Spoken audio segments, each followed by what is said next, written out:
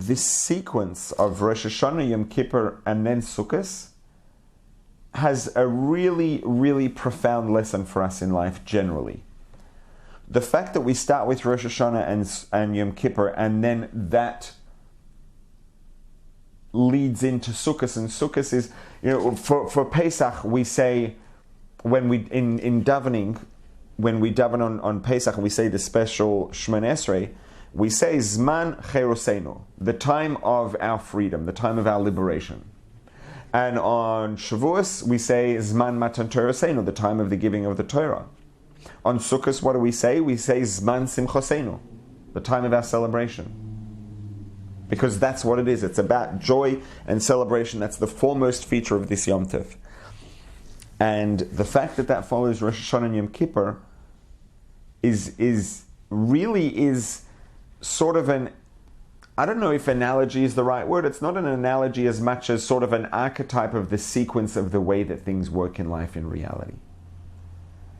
And what this means is that in life, it's very easy to go through life just sort of, rolling with the punches, reacting to what life throws at us, and especially today more than ever with all the distractions we have, we can just go through life and reacting and responding and try to keep our head above water and almost forget about why we're here and the things we really truly believe in deep down and what life means to us and what life's really about. And Rosh Hashanah and Yom Kippur, we talked at length and in depth over a number of weeks about the ideas of Rosh Hashanah and Yom Kippur and what Rosh Hashanah and Yom Kippur are about to us. And ultimately, what Rosh Hashanah and Yom Kippur are about is about connecting. It's about being focused and intentional on the deepest truths that there are, the deepest truths in existence. Why we're here, where we come from, why the universe exists, the role we play in that, and really what brings all of that together, our relationship with the Creator, our relationship with Hashem. And that was what we talked about Rosh Hashanah being about, that connection, about Hashem wanting us to reach out and initiate that connection. Rosh Hashanah is about our connection with Hashem. It's about our relationship with Hashem. It's true that it's a day of judgment and everything else, but ultimately it's about our relationship and connection with Hashem. And Yom Kippur, we talked last week about how Yom Kippur is about really stripping away all the layers and the externalities, all the things that layer over who we really are deep down in the deepest layers. Who we are deep down, most deeply and most profoundly, is divinity. We have a soul, we have a neshama, and that neshama is divinity. And on Yom Kippur, all the layers get stripped away, and that divinity that we have inside shines.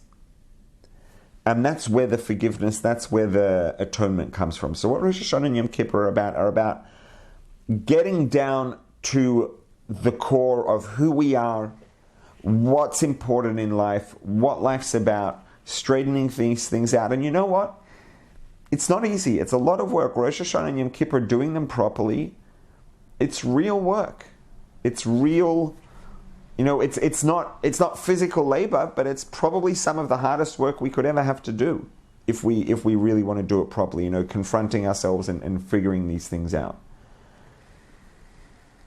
And ultimately, the way that life goes is that when we do these things, when we put in the effort to figure these things out and to go through the process of understanding, figuring out for ourselves why we're here, what it's all about, who are we really, and our connection to the Creator and our sense of purpose and all these things.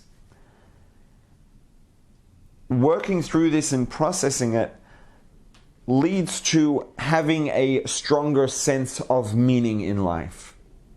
Everything matters. Everything makes a difference. We make a difference. Everything around us makes a difference. Every individual makes a difference. Everything means something. Everyone means something. Everything has a purpose. Everyone has a purpose. We have a purpose ourselves.